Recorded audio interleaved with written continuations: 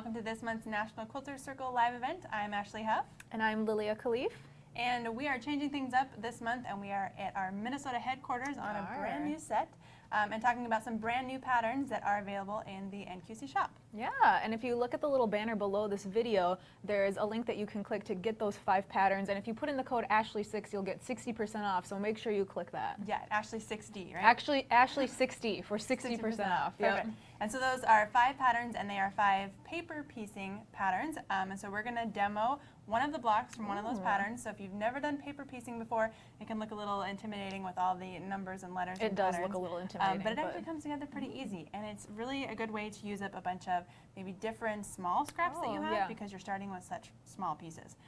So once you enter that code and get your patterns. Yes. So we are going to show this one here, and so you will print off your paper piecing patterns. No matter which one of these patterns you're picking, they will all come with the paper piecing foundation sections, and they will also come with additional pattern pieces for a traditional piecing option. So if you want to avoid paper piecing in general, you can do that as well. You can opt for the traditional route. Yes. So this is what the foundation sections look like, and you can then cut out your pattern piece templates that go with it, and this is sort of just a good key, a good way to know how big of piece to cut out to go over each section. So that way you're not trying to measure and decide like how big is section 1.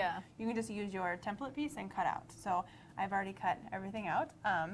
So we are going to start by piecing our fan section, which is this one here. So if you've never done paper piecing before, you have numbers, and that tells you what order to put them in. So 1, 2, 3. Perfect. And then you will be sewing on the right side, so you can sew on these lines, but you're going to put your fabric on the wrong side. Okay. So we are going to start with our piece for number 1. We will put it with the wrong side against the wrong side of the paper. So that way we have right side of the paper on one side, right side fabric on the other. So to do the first one, you obviously, you're not stitching into anything yet, so you need to put some pins in. Sometimes people use double-sided sticky tape.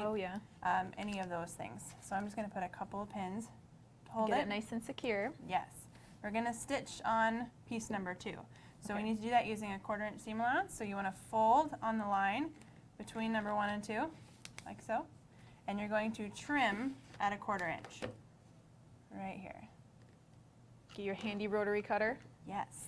Also, if you have a smaller ruler, this is kind of a big ruler for this block. They make small rulers, even an at a 1/4 ruler. You can do something like that. Now I need piece number 2, which for us is going to be this color. Align them with right sides together, right like this.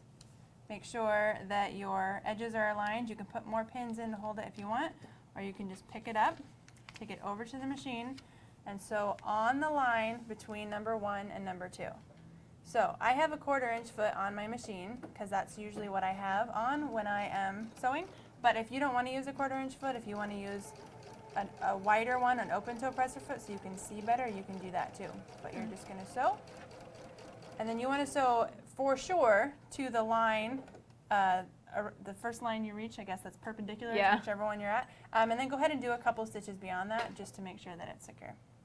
Do you ever back stitch over those? You don't actually have to, because when you are putting this together, this will become a stitching line for putting this into the next part, and so you'll just kind of stitch over it. So I think some people may back stitch there, but you don't have to. Now you're going to flip it to our fabric side, and you're going to finger press this open. I like to finger press starting from the middle, going out. That way you don't ever distort the fabric. Doesn't get uneven. Yes, and then it's up to you if you want to press with the iron or just finger press. So since these are bigger pieces, I will probably have you press. Oh, I'm the seam presser today. So it's already And you only need to press on the outside? Yep, that's perfect. Just give it a little, and it's up to you. If you use steam, don't use steam. That's kind of a personal preference. You're not needing to press it too hard, so whatever you want to do is up to you. All right. Okay, we've got 1 and 2. Now we're going to move on to number 3. That's our next piece. So fold on the line between 1 and 3, like this. We're going to trim. While you're trimming here, I am going to say we're doing a demo today, but for sure start asking some questions in the discussion below because we'll be answering as many questions as we have time for, so start throwing them in there. Yeah. line up right sides together our next piece. Go ahead and take it to your machine and stitch on the line between 1 and 3.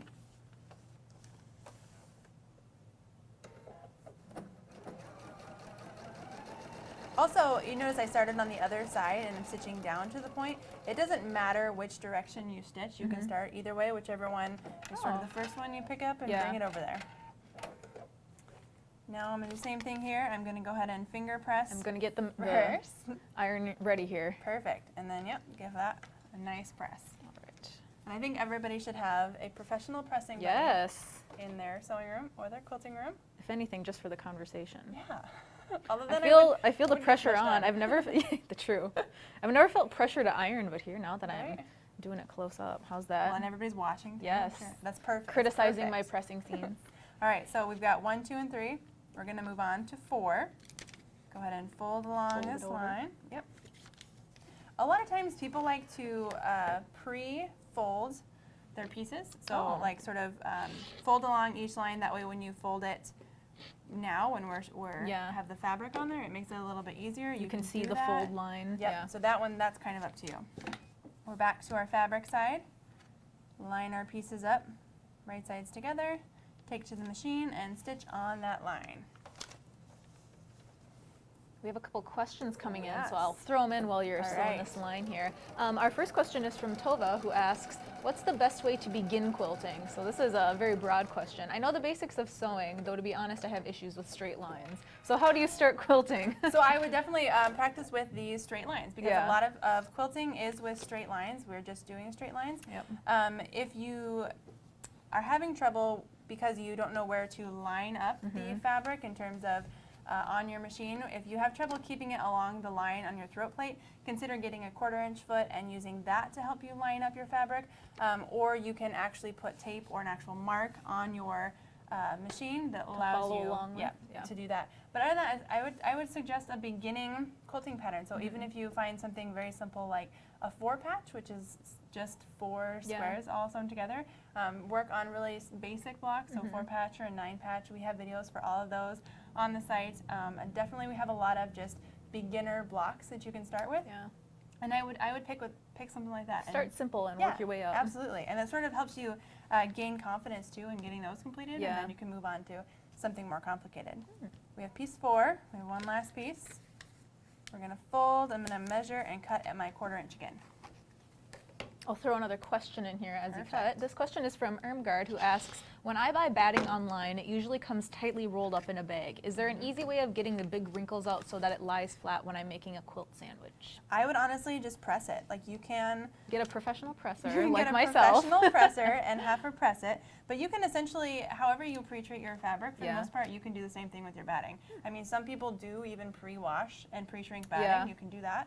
So you can just take it, lay it flat on a pressing surface, and press out all of your wrinkles. Even like lay it on the bed and press it on the bed. And just give it a little bit of heat, and that will help relax those wrinkles. So that should work just fine. We're sewing on our line. Cut those threads. And I will finger press this one, and then you can give it one last really good press. Final press. Yes. Again, always starting from the middle and going to the outside. That way, if you go from one side kind of down to the other, you might find that you get little ripples in the fabric, and we definitely don't want that. No. All right. Perfect.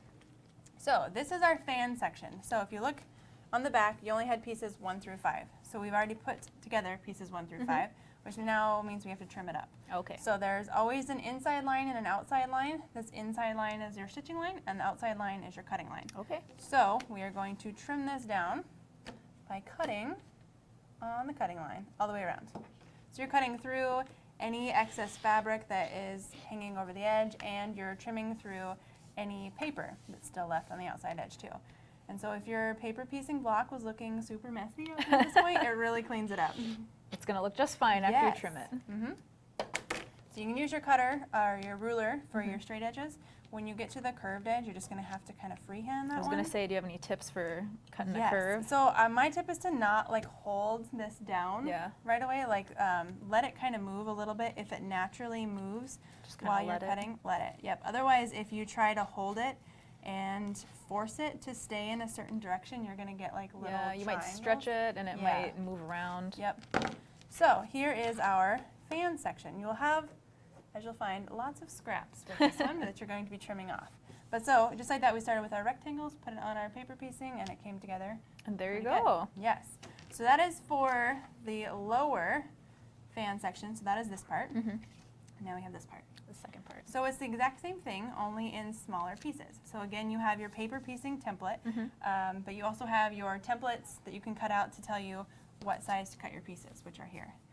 For reference, if it has a letter and then a letter with a little r, that just means reverse. Okay. So that's because one is going one way. F and F reverse. Exactly, one goes the other way. So same thing, we're going to start with number 1. You will put your wrong side of your fabric with the wrong side of the paper.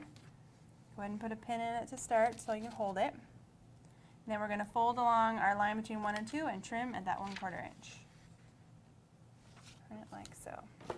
All right, I'm going to throw another question in here. Okay. Lori asks, how do you determine the best thread to use for a project? I base my thread on whatever fabric I'm using. So Okay. if I'm sewing with 100% cotton fabric, I'm going to piece or sew with a 100% cotton thread. Yeah. If you don't know what yours is, or you found like an all-purpose thread, that works too. That's usually a cotton polyester blend. That works well. Yeah. But in general, for quilting, you use You match cotton. it up. Yep, you use cotton. So 1 and 2. This is going to be my number 2 piece. Go ahead and line this up, right sides, and stitch on our line. So this makes it really easy for whoever asked the question first about not being able to sew on straight lines, yeah. This is a good way to practice too. Start with some paper piecing, yeah. Yeah, or just in general, you can use a ruler and draw in all of your 1/4 inch seam allowances, so then you are always stitching directly on the line. So that works too. Our machine cuts our thread. I was going to say, I love that this machine cuts the thread just for you automatically. You don't have to, it's perfect. Finger press first, and then hand it to Time our for an presser. iron press. Yes. Awesome, and I'll get our next piece ready. There we go. Perfect. So we are going to flip it over. Once again, we're going to fold on our line, going to measure over a 1/4 inch and go ahead and trim it. Oh, one little tip, I guess, is if you are having trouble, if you didn't pre-fold all your fabric or all your papers and you can't like see the line and get it folded just right, you can put a ruler down right on that line and then sort of pre-crease your paper a little bit, and it doesn't fold it all the way over, but it gives you a pretty good crease to then follow, which makes it a little bit easier. Got another question in here, a question from Mary who asked, can I use flannel on back of a cotton lap quilt? Yes, you can. You can use flannel on the back of a quilt. You can piece it into the front of a quilt. You can make a quilt from all combinations of fabrics, which we do have a video about on the site. We actually do a brand new video about quilting with flannel. I saw it recently. Yep. So the only thing you want to take into consideration is that flannel and cotton don't always shrink at the same rate. So make sure to just pre-wash and pre-treat both of them. Just so that you know that they're already sort of pre-shrunk and ready to go. Perfect. Sewing on this line between 2 and 3. Use the machine to cut the threads. How handy dandy. I know. Okay. Now, you were talking about this a little earlier, and this hasn't happened at all yet today, but we have a question from Jenna who asks, how can I avoid puckering when quilting? So not getting the fabric to bunch up there. Yeah, so a lot of that will come... Do you want me to press it this way? Yeah, oh, sorry, I flipped it the wrong way. I thought perhaps that was like for a reason. No, I just set it down wrong. So if you're having problems with puckering, if that is in something like a border, or if your border's turning out wavy, that could be because the measurement is off. So I'm just going to use my small little square here as an example, and we're going to pretend that this is an entire little quilt, and it's 3 1/4. So if this was my quilt and it finished at 3 1/4, but my border told me to cut it at 3 1/2, and then I'm trying to piece that in, I'm having to ease it, which is going to then make it wavy. So if you're getting waviness and things like borders, it's best to just make your quilt and then check the measurement of your quilt and recut your borders to accommodate whatever size it ended up, because you might have had a couple seams that were a little bit less than perfect. Yes, or like too big or too small or something, and so that's sort of a way to fix that on the fly. Okay, we'll fold this one right along that line, cut it, And you can see I'm kind of cutting away a generous amount on these pieces. If you have never done paper piecing before, I definitely recommend cutting your pieces a 1/4 inch bigger on all sides than you think you need. A little generously. Yep, that way, otherwise there's nothing worse than, especially when you're doing something that has angles, is that you sew it on there and then you flip it over and then it doesn't cover the entire space, because then you have to rip it out and do it again. You can always take away, but you can't add more. No, it wouldn't look good. Okay, so I've got these lined up, right sides together.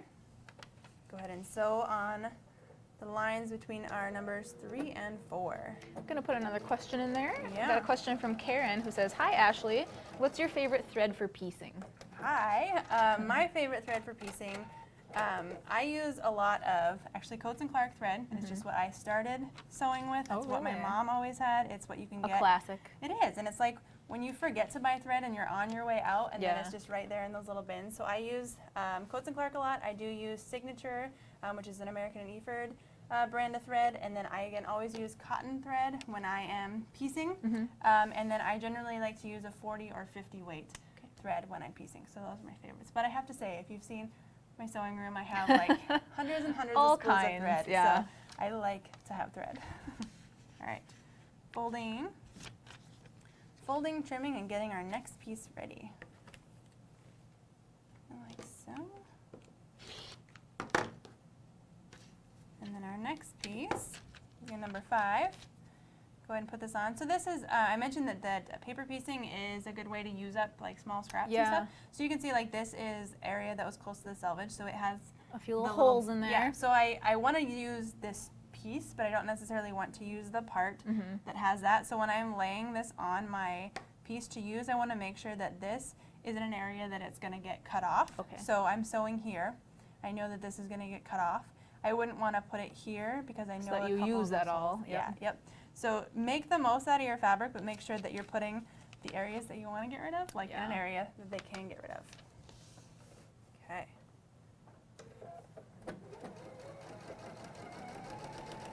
Got another question in from Caroline who asks, "How do you make the corners of binding crisp and square?" That all comes down to mitering. So when you are mitering a quilt, so I'm going to kind of try to explain it with some hand gestures, but then we do have videos that show exactly how to attach your binding. But it's going to come down to how you fold it when you miter. So you're coming off of the edge that you're sewing. So here's our miniature quilt again. Our baby quilt. So you have your binding that you are coming across and you're attaching it to the top. You're then going to fold your binding up and away, and it needs to create a perfect line with the next side that you're attaching it to. You're then going to fold it back down on itself so it lines up perfectly with the next side that you're going to attach it to. So making sure you have that really crisp 45-degree fold the first time when you're stitching it, then makes it so when you fold it out and around and go to the back, it's just as crisp on the back too. So it definitely comes down to folding. One little tip that I found is when you are stitching your binding on, when you, generally some people just stop, you're 3/8 of an inch away from the edge. I like to, instead of stopping and just like clipping my thread, I'll actually pivot and stitch off at a 45-degree angle right to that corner, so it kind of gives me a fold line. So try doing that. A little easier to fold over. That's a nice tip. Yeah, so try stitching off so you have that fold line, so then you sort of have a reference point as to, okay, I know it's for sure a 45-degree. My next piece, ready? Give it a nice good press. Yes. All right, there you go. Thank you. I'm going to go ahead and fold again. I'm going to put another question in here. Okay. We have a question from Renee who says, "I've seen some really cute 3D flowers made out of felt. Do you have any insight on how to make these?" Yes, I think, do we have some of those on the site? We have some 3D flower videos, but I'm not 100% sure if they're made of felt. I feel like I've done a couple. Or rickrack flowers? Oh, those are rickrack flowers. Maybe? I have done some 3D felt flowers. I'm not sure if those are on National Sewing Circle or not. But we did the challenge, the Oh So Cute Sewing Challenge. Oh, yeah, felt little felt. succulents. Yeah. So if you go to National Sewing Circle. Yes, our sister site. Yes, there are plenty of little felt flowers. There's 8 of them to pick from, actually. Ooh, a good variety. Yeah, and those are really fun and easy to make just because felt doesn't ravel. You can essentially just cut whatever size of petal you want. I do love sewing with felt. Yes, there's something really satisfying about sewing through felt for some reason. And it's a fun hand sewing. So I love projects you can just cut however many petals you want, put them together into your flower, and then just hand sew them all together. So yeah, check out those patterns and instructions for those felt we're calling them flowers. They're succulents. They're kind of a Felt flower. flowers, It's a green succulents, flower. yeah. Foliage, perhaps. Yes. That's another fun thing with felt is because it does come in so many different colors and prints and crazy designs. All right, we're working our way. We're up through 6. Go ahead and fold between 6 and 7. And for the people who are just joining us, what are we working on here, Ashley? We are working on a paper piecing pattern that is part of the 5-piece paper piecing pattern bundle. Oh, wow. That quite a tongue twister. Yes.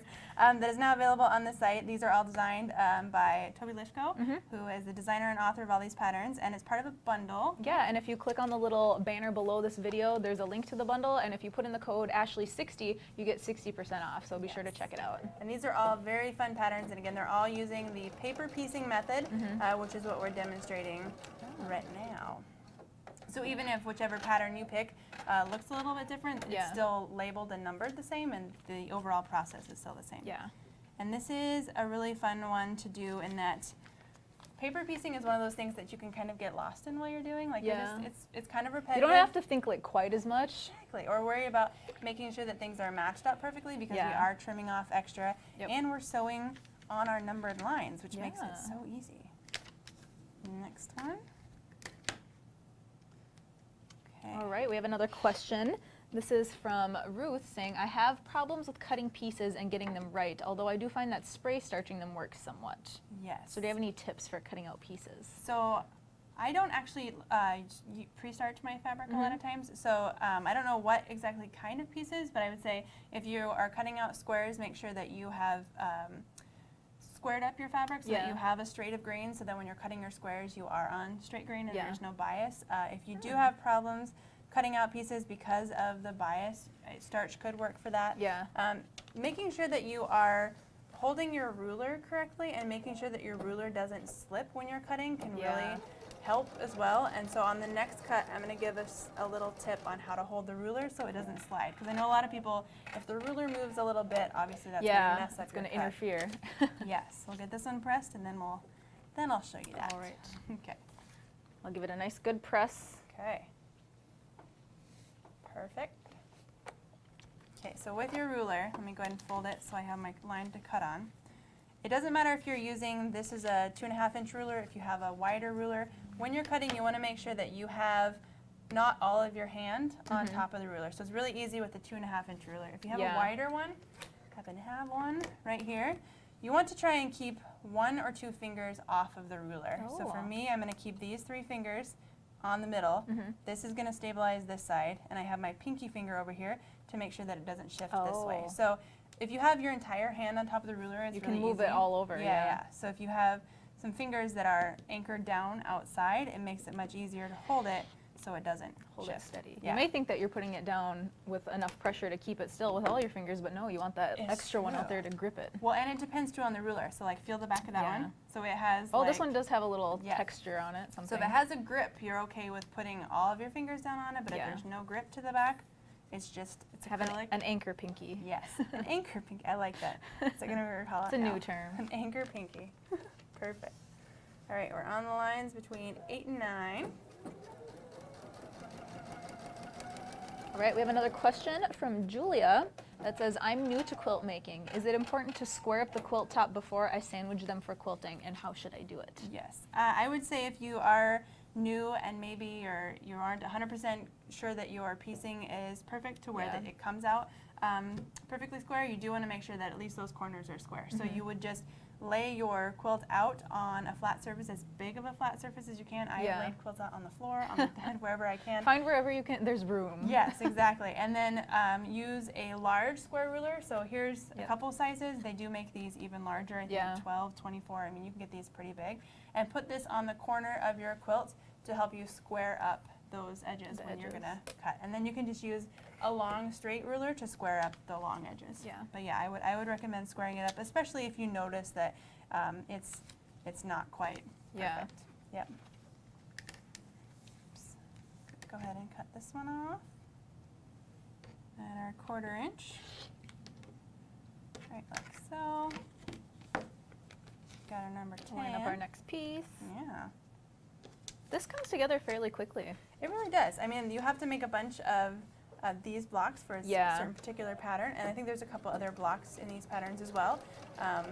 But the individual components come together pretty quick. Yeah. And if you're making, say, 4, 8, 10 of these blocks, you can work on all 10 of one section at a time, and so that way you don't have to be constantly switching back and forth. Yep, you can just have like a little stack of all of your pre-cut squares and rectangles that fit your certain shape perfectly, and just knock them out.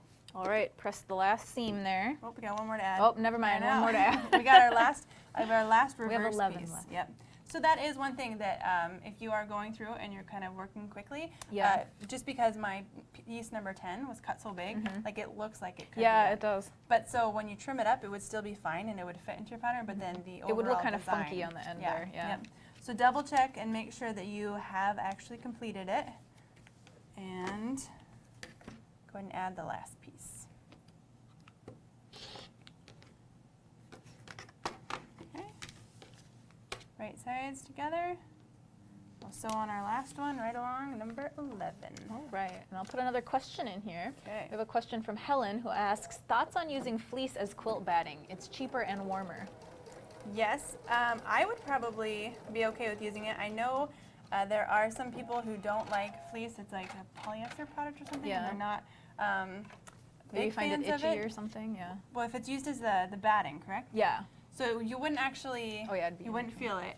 But I don't know how much warmth it would provide, and I don't know like where the scale of warmth would be in terms of is it warmer or cooler than cotton batting. But I definitely think it is an option. You can use that if you want. You would then have to probably piece it together if you're going to make a really big quilt, so you're going to have some kind of seam in there. But I think if you did need to use it for some reason as opposed to batting, it would probably work out just fine. I'm going to go ahead and trim this up. We have lots of little threads here. This is when you use an automatic thread cutter, or even when you're trimming it with your snips, you may have extra little threads like this. I'm just going to make sure they're all going like towards the outside, so when I trim it, they're all going to get cut off. You can use the ruler for the straight sides, and then I'll have to freehand our curved sides. Again, outside line is cutting line. Make sure you don't cut on that inside line. Otherwise you're going to have too short of a piece. You won't fit. Yep, exactly. Okay, there's our little scrap pile that's growing off to the side. Same thing as when we were cutting our other curve, just don't hold it too tight. Let it kind of naturally move, and that way you can follow right along. The curves make me nervous. Why? Do you want to cut the next one? Oh, I don't think I do. Okay, well I thought I'd ask. Conquer your fears, come on. Okay, I'll try. Okay. For the sake of this live. Okay, so just don't hold it very tight and just kind of let it move. Oh my gosh, I'm right here? Yep, just right on the line. I keep wanting to touch it. You can touch it, you just don't like, when we're talking about putting pressure down on a ruler. Am I even cutting through it? What is happening here? Oh, so here, we're gonna do a rotary lesson. So look at me, novice quilter, learning how to use a rotary. Right-handed, you're going to expose this side of the blade, so you're cutting. If you're left-handed, expose this. Don't ever cut with it on both, because then, like, if you accidentally grab it and cut, you could slice your finger. So make sure, and then as soon as you're done cutting, cover up those blades. But so, expose whichever side. I'm right-handed, so I'm doing the right side. Yeah. And then you might feel a little extra as you're going through those seam allowances. Yep. And it might just be, you'll feel it roll over a little bit. And if you're nervous about cutting, or you haven't cut through multiple layers at one time, just make your first initial cut, and if you have to go back and recut a little bit through some of the seam allowances. You might have to go over it one more time. It's okay. I did it kind of daintily. So don't be afraid to really push on it, especially on these areas where there is multiple pieces coming together like this. You can absolutely go back and cut those if you have to. Go right around. I made it through the paper, maybe for me, that's about it. That's still, you can cut it as many times as you need to. This is actually my first time using a rotary cutter. I have a professional presser, and we're gonna make her into a professional rotary cutter before the end of the day. Okay, so now we have our 2 paper pieced sections. So this is what they're going to look like right now. They're eventually going to fit together, and obviously we have some additional pieces that need to be added on to sort of make this into a square. These are in the template section when you print off your patterns. So for whichever one you're using, there's a paper piecing section and a template section. It will tell you which templates you have to have, which are these 2, and which ones are optional if you want to traditional piece the paper piecing section. Traditional piece the paper piecing. Yes. So you will have the same thing that we did with the F piece, where we had an R. So we have a C and a C reverse. So when you're cutting out multiple of one template, it can be really easy to cut through paper. Yeah. So we might want to transfer this onto some kind of template. So template plastic, or I have like old office folders, folders, so you can just cut these up too and use that as your template. But make sure you cut 1C and 1C reverse. And write it on there so you don't get it confused. Yeah, and so that's these pieces right here. And we are going to be sewing them together like this to complete our square. So right sides together. And we're going to sew right along this straight edge. You can put pins in this. I probably will, just so it doesn't shift at all. I'm going to throw another question in there. We have one from Linda who asks, what's the easiest way to bind a quilt? I have difficulty putting it on once completing my quilt project. So the easiest way is to cut your binding strips. So that's usually a 2 1/4 or 2 1/2 inch strip. You're going to fold that in half with wrong sides together. Go ahead and give it a press. Then you're going to line up the raw edges of the binding with the raw edges of the quilt. Stitch that using about a 3/8 inch seam allowance, and then fold that up and over, and that goes to the back side. Okay. You'll have to miter each corner, which I did my little your demo little mitering earlier. demo. But check out, we do have several videos on how to do a mitered corner, how to attach a French fold binding is usually what it's called. But folding it in half and then stitching both raw edges together to the edge of your quilt at the same time makes it a little bit easier than doing just one at a time. Yeah. After you stitch this, we're going to press it a little differently. All right. So there is going to be extra bulk in this one if we decide to press it one way or the other. So even though it's a small seam, we're going to press it open first. Same as when you're doing any paper piecing, I like to finger press first. Yeah, and then hand it off to the professional presser to press it. All right. I'm going to put that on my resume, professional presser. I think you should, yes. You're going to have lots of practice. Get it nice and open. Yes, perfect. All right, so now we have that piece, which is going to complete the top section of our block. We have template B, which is just a single piece like this. We have our two little pieces, exactly. Our fan pieces. Thank you, fan pieces. And now some people choose to piece the sections of their block together with the paper intact. I like to remove all the paper as soon as I'm done with that part, just because it's too much extra to have to remove later. So you get to remove the paper from this one. That seems like something I know how to do. Do I just pull it tear out? it. So you should be able to just tear it right away from that stitching line. Stitching line just sort of perforates the paper, and you can easily tear it away. Right, like so. This one has a little thread attached to it up here. Oh, yeah. If you do I keep ripping? Yes, I was gonna say you shouldn't. If you've accidentally stitched too far through one section and you need to stitch or pull out a couple stitches, you can. But in general, you should be able to remove all of the paper. This is like the most satisfying. I was gonna say this is a little relaxing. I know. Like ripping this out. And I like the sound of it. I remember when I was little, we used to play with. Like my parents would have leftover like checks in a check register book, and we'd get to like pull out the papers, and it was just the sound of like I don't know. That's what this one. Childhood activities of ripping out old checks. See, yeah, that's what brings back memories. Here's a good question. What should you do when you have little pieces left like I do? Okay, so you're gonna take. Oops, sorry. I'm gonna remove all of our paper. You can just take a straight pin, and you can kind of use it to help get it started. Go and under pick there. It away. Yep. Oh, it took a little bit off. And you might have to go back a couple times. And in all honesty, if you have tiny little pieces that even with a straight pin you cannot pick out and you just can't get out, once you actually make your quilts and you quilt it and you wash it, you'll never know if that the tiny paper will be piece gone. of paper is even still there. Yep. So use that straight pin, use the long fingernails if you've got them, and get all that little paper out. I feel the pressure is on to get this paper out. I really thought that she was going to win because she had less pieces, but I caught up. Nope. All right, well, so she is finishing removing the last of the paper from that. Yep. We are going to talk about how this comes together. So one thing with paper piecing is the actual pieces of it come together pretty easy because you're sewing on the straight lines. But you're going to have to do some curved piecing, obviously, in putting this together. Yep. So this requires a lot of pins. So I like using a lot of pins. It feels safe. It does, and it makes it so you don't have to worry about readjusting anything, Yeah. and it holds everything together. So we're going to fold this in half to find the center. Go ahead and finger press. And if you can't see your mark, which I don't know if you can see my mark, so I'm going to go ahead and put a pin. Do you ever use marking tools or like marking chalk? So I don't very often. I know you can get all sorts of removable marking tools. I'm just always afraid of whether or not they are actually going to remove. Yeah. So if I can Especially mark, if you're using like a lighter fabric where it Yeah. really shows up. yeah. So if I can mark using pins or folds, I prefer. So I'm going to mark or match up my marks, both my center marks, and pin those two in place.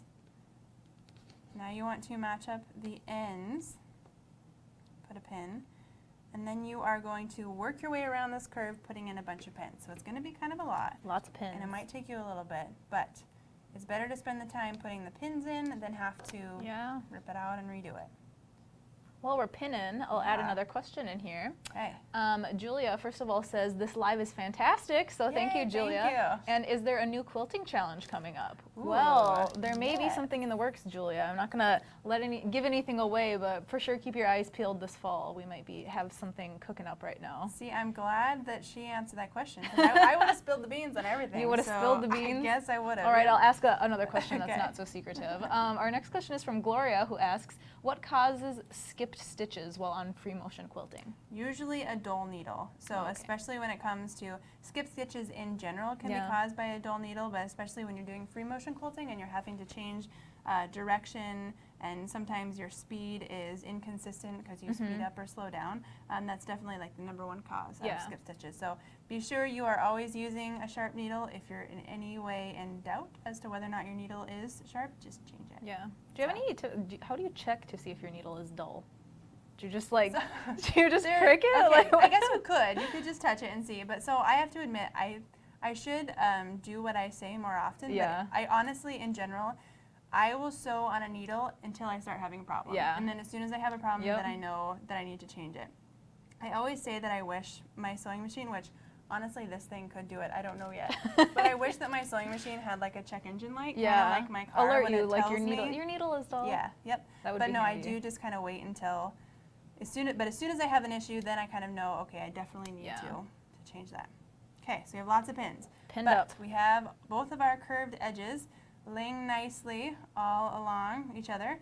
And now we're going to take this over to the machine and stitch it. One thing you do want to do is make sure that you stitch with the waviest part on top. That's the easiest way I like to remember it.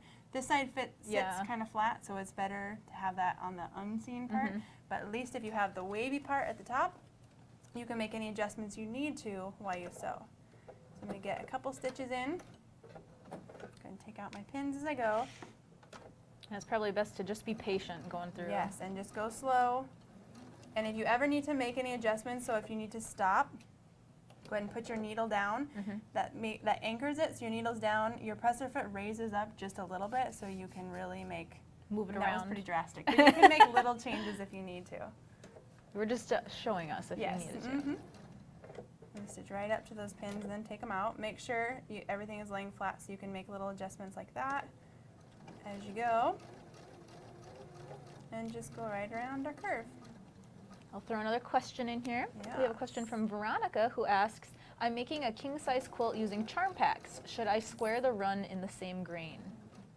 Square the run and Squares. Oh, the row. Should the squares run in the same grain? Oh. Sorry, that was a misread on my part. That can be up to you, because really they should be on the straight of grain no matter which way they're going lengthwise.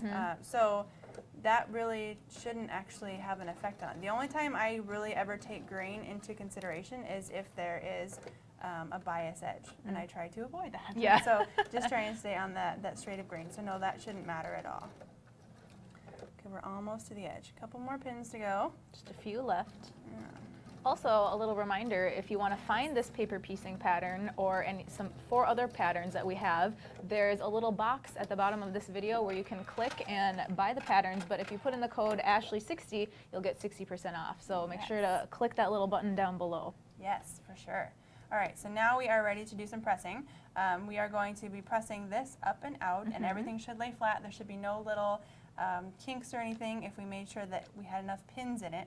One thing I want to mention when it comes to pressing is the fabric kind of tells you which way to go. I think I've mentioned this before, but So you can see when you just lay it down that it's going to be easier. It's kind of deciding for you. Yep. Yeah. And I mean, yours may not. Maybe yours will go this way. It might just kind of depend on the fabric. Yeah. So I like to let the fabric decide which way it wants to go, press it that way, or if the pattern has like specific press in this direction, it's usually telling you that for a reason.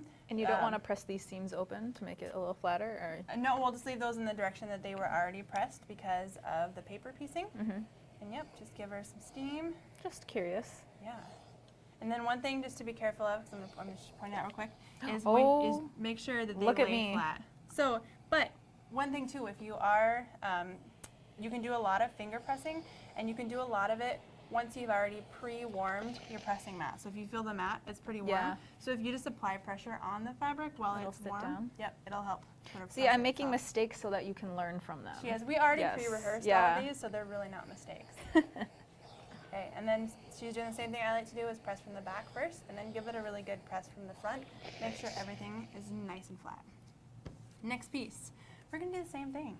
Oh, but surprise. We need to find the center. So on this one, it should be our centermost point here, but you can fold it in half to confirm, but that should be right where it's at. This one, we're going to go ahead and fold, give it a mark. We're going to align our two center marks right like so. And we're going to start our pinning process. Put some pins in. Yes, so always do the center first, do both ends, and then work your way in between. We have another question from Michelle, who asks, how can I figure out which stitch to use when stitching edges of an applique?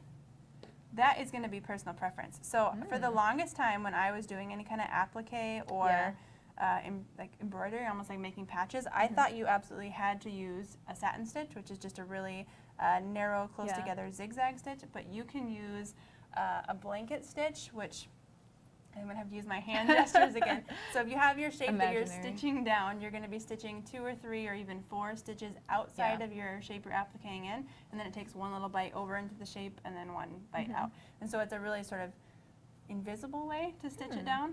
So you can use a blanket stitch. You can even do a straight stitch around the outside edge, zigzags. So it's really very forgiving, and it kind of just depends on your personal preference. And I actually recently just stitched a project. It was more of a sewing project, but stitching on the edges using some of the decorative edge stitches or edge binding, edge attaching stitches. Those can be kind of fun too because they look a little different. So that a little pizzazz. Yeah. Okay. So I am just putting pins in. I have one in the center and one in the end, and then I kind of work in the center of that space and then the center of the next space. And so it's always half and half, halved, halved, halved. Yep. Well, I have another one over here. Oh, perfect. Put that over there for you. I'll borrow it. I'll give it back if you want. Okay. We have another question from Karen, who asks, can muslin be used for the backs of quilts? It can, but muslin shrinks a lot. Definitely you want to pre-wash it. Pre-wash that. Make sure that you've gotten all of the shrink out of it, if that's even a term. I'm going to say it is. Makes sense to me. Yes, and also muslin, so if you look at widths of fabric when you're buying it, muslin is one of the narrower widths, I believe. So you're going to have to piece together more strips of it to create the backing than you would if you bought extra wide quilt backing or just wide fabric. Okay. We have all of our pins in that one. Again, I'm going to take it over and stitch with the waviest side on top. Okay. Again, I'm going to start with a couple stitches. Just remove my pins as I go. One by one. Yep. We have a question from Nancy, who asks, do you have to use special thread in your quilting, or will regular sewing thread work as well? Yes, and I'm going to assume by regular sewing thread that you mean the all-purpose thread that everybody grew up sewing on. That's the only thing we ever use. Yep. You can use all-purpose thread. I mentioned that I use that a lot just because it's something that I always have in my sewing room. But definitely cotton works well too. You just don't need something that has any kind of stretch to it. So all-purpose is a cotton polyester blend. 100% polyester has a little bit of stretch to it, and it's kind of a waste using it because you don't really need it in your piecing. And then, of course, you wouldn't really want to piece with your really fancy rayon thread. You'll never see it. So you save that for don't want to use it up. Somewhere where you're going to see that stitching. We have another question from Nicole, who asks, what's your take on washing quilts when they have been quilted? I say wash away. Like I feel like once you have a quilt, you should. Well, I guess I don't know if you mean like after you make it, before you give it to someone. But I just mean if you have a quilt, I want to use all the quilts I have. But if I've made them for me or for my son or for forever, I definitely want to be able to wash those. So especially if you have pre-treated or pre-washed your fabric, so you know that it's not going to bleed. If you haven't, there are things that you can add to your laundry. I know we've color catchers and color things like catchers. that. There are certain dye reactants, I think they're called. Centerpol is one of them. It helps to keep the dye from seeping in or coming out and bleeding to other fabrics. So you can use things like that too. But no, I definitely think you should be able to wash your quilt after it's quilted. Press this. This once again is going to tell you which direction it needs to go. And in general, this is the one where we have a bunch of seam allowances down here all coming together, so it's much thicker. Up here there's just one, so it's even going to be easier to press. Yeah. Perfect. It makes my job easier. I know. Yep, wrong side first. I just think it's easier to make sure that you're not accidentally putting. Yeah, you can see what you're pressing incorrectly if you are. Yep, and flip it over right side. Yes. Perfect.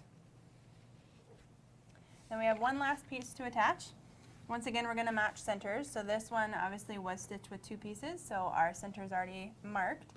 This one, we're going to fold it in half, mark our center, match our centers, and believe it or not, we're going to pin some more. Surprise! Yay! Do you have a favorite kind of pin that you like to use? I do. So these are actually it. So these are your favorites. These are. That's why it's like the only thing that I have. So even within my little pin cushion here, I have a couple, but these ones with the dark blue head on them are my favorite. So these are extra long silk pins.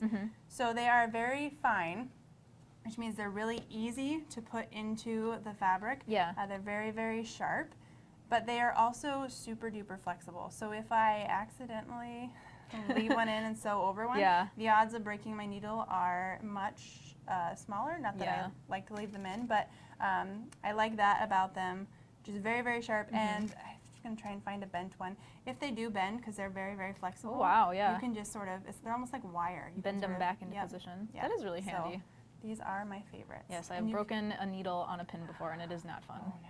Did it? Okay, I feel like I've heard people say that the needles can go flying. Did it go flying? It did, actually. Really? Okay.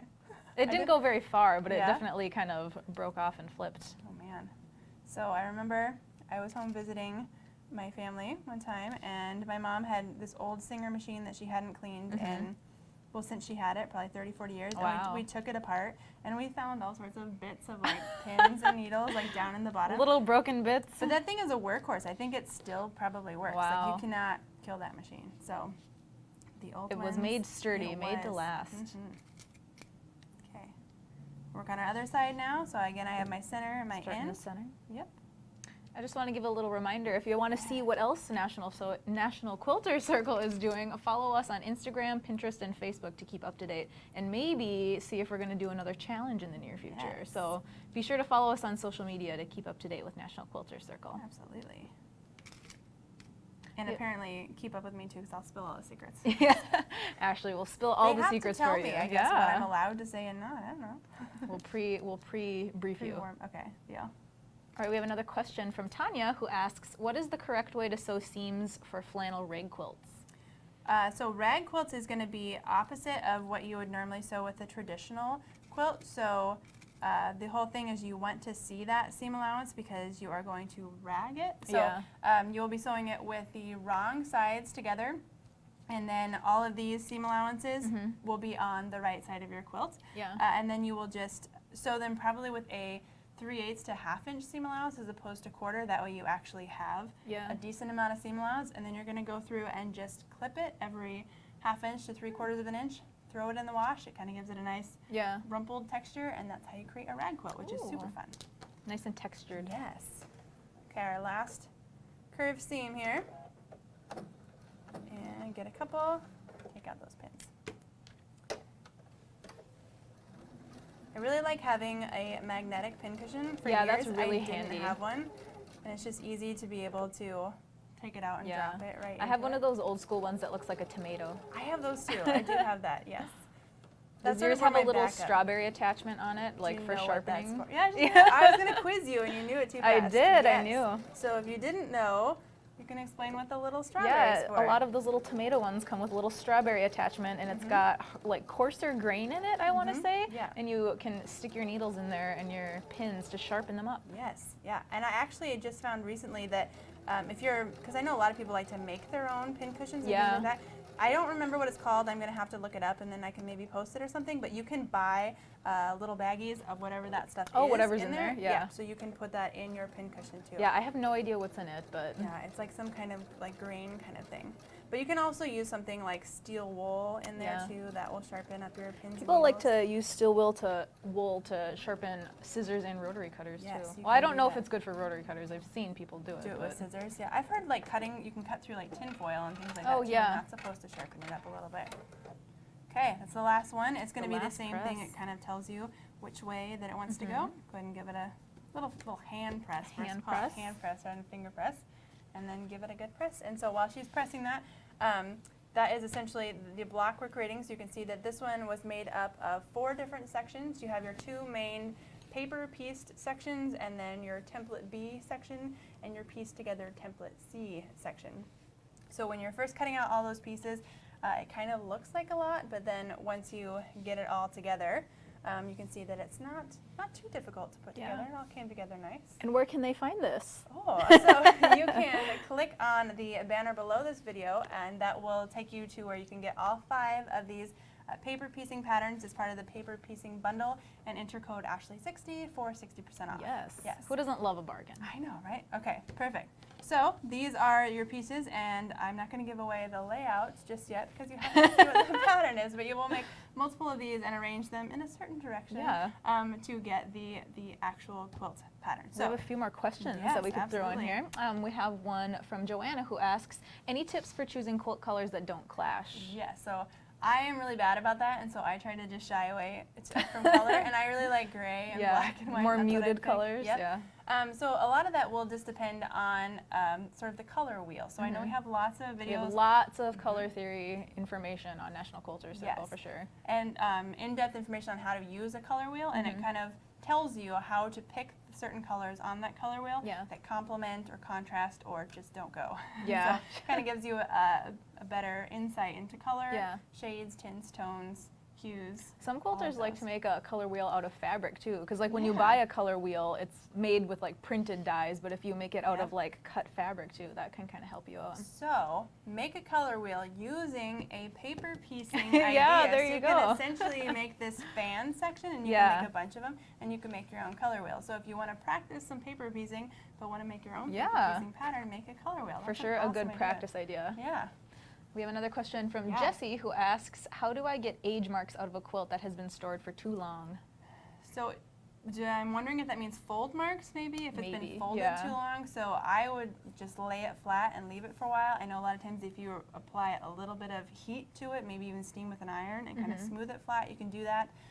You may need to wash it in order to get some of those wrinkles out, maybe put it on a wrinkle prevent cycle or something like that. And then if it has age marks because of maybe like mold or mildew or something like that, I do believe we have an article on how to care for and clean vintage quilts and washed quilts. So that might be delicately. And I know it has to do with a certain solution or soap that you put in, and you let it soak for a little bit in sort of some warm water, and then continue cleaning it, and that should hopefully take care of all those. All right. Our next question is from Lisa, who asks, tips you would give to someone quilting with polyester satin? Oh, wow. That sounds a little complicated. That sounds like it's going to be, I'm assuming it's going to be maybe a decorative quilt or an art quilt, just because I don't know that is a very washable fabric. So you might not want to use it for a bed quilt. So it might be kind of slippery. It's got some satin in it. So lots of pins. Use those silk pins that I mentioned. These are those blue-tipped, extra long silk pins. That way you're not using a thicker pin that can cause runs in the fabric. You may need to change up your needle too, maybe a lightweight or a sharps needle. Microtex needles are pretty sharp. But I have to admit that I've never made a quilt with that fabric. But we do have a video on the site. Heather Thomas does a great video on how to quilt using a bunch of different fabrics. She goes over all different kinds of cottons and silks and types of fabric that I've never even heard of. All different kinds, So that would definitely be the one to check out in terms of quilting with, I'm going to call them alternative fabrics. All right, we have another question from Sarah who asks, I'm still not clear on where to start in quilting. Yes. In the middle, on the edge, or stitch in the ditch, and then after it's stabilized where I want. Thanks so much. Where do you start? Where do you well, begin? it depends. I have to admit that I've never done like a king size quilt. So I've focused on some smaller size quilts that I can make sure maneuver fits. easily. Yep. So I will start in the center and work my way out. So I'll start, if this is our little quilt right here. So I'm going to start in the middle, and I'm going to work my way to one side, then the other, then the top, and then the bottom. And that kind of stabilizes it sort of in quadrants, and then I can work from there. I absolutely love stitch in the ditch quilting. I know it's not for everybody, but it is my favorite just because I love piecing. So I like the fabric to be the star, I like the design to be the star, and I'm not as confident in my quilting designs as I am in my piecing. So I like to highlight the piecing by doing stitch in the ditch or echo quilting. So I will usually stitch in the ditch, and that will, as she mentioned, stabilize everything together. Yeah. And then I would go back and do echo quilting. So I would come in 1/4 of an inch inside this design and stitch in 1/4 inch right there. Ooh. And then right there. And I would do that around and sort of help accentuate the design. Yeah. So yes to stitch in the ditch. I love it. But I do like to start in the center and work my way out. That way I know that everything is going to lay nice and smooth. That's also why you want to make sure and cut your batting and your backing fabric just a little bit bigger. That way if you have some fullness that you're working out towards the ends, your quilt top doesn't then like become too long for your batting or backing. Good advice. Thank you. All right, our next question is from Nina, who asks, how do I choose the proper thread for each project for certain fabric, which I believe we touched on a little earlier, but we can go over again. So in terms of picking your thread, I always match my thread to my fabric. So if you're piecing with 100% cotton quilting fabric, then I would use 100% cotton thread. You can use all-purpose thread, which is a cotton polyester blend. In terms of other sewing, if you're, say, sewing a silk dress, use silk thread. If you're sewing something that has some stretch to it, polyester fabric, t-shirt, knit fabric, go ahead and use that polyester thread because it's got some stretch. But I always match my thread to my fabric and vice versa. All right. And I think it might be time for our last question. Yes. And our last question is from Kate, who asks, I'm pretty new to quilting, and I still have difficulty with mitered corners. Do you have any suggestions? Yes. So I think I mentioned earlier with the mitering and adding the binding that my biggest tip for getting the perfect miter is, we have our little quilt sample again. If you're coming across and you're attaching your binding, so you have your binding, which is a 2.5-inch strip. Here's our binding. We have a 2.5-inch strip that has been folded in half with our wrong sides together. You're going to be stitching it onto your quilt like so. You're going to be stitching right along. You're going to, rather than just stop at the corner, you're going to go ahead and stop your 3/8 of an inch away or whatever the distance you're stitching. Stitch off at that 45-degree angle. You're going to fold your binding up so it makes a perfect line right here with the next edge. This should be a 45-degree angle. Fold it back down on itself. The raw edges of your binding should match the raw edge of your quilt perfectly. These two folded edges should line up perfectly. Start stitching directly from the edge and continue down. Then when you've actually have it stitched, you're not just trying to hold it in place, everything will very easily fold to the back side, and as long as you have mitered right from the right side, when you fold it to the back, it should easily just kind of lock in place into the miter in the back. So yes. And also we have videos on the site that demonstrate how to attach the binding and do mitered corners. So check those out too for a more in-depth visual instruction. And just one last reminder, if you want to find this pattern and 4 more paper piecing patterns, wow, I can't believe I got all those peas out. There's a little banner below this video and you can click on it and put in the code Ashley60 for 60% off. Yes. Because who doesn't love a deal? Absolutely. So definitely check out those patterns. Try out paper piecing even if you've never done it before. Hopefully this gives you some confidence in wanting to do it and give those a try. Yeah. So we'll see you next time for the next National Quilters Circle live event. Yes. Thank you for watching. Bye. Bye.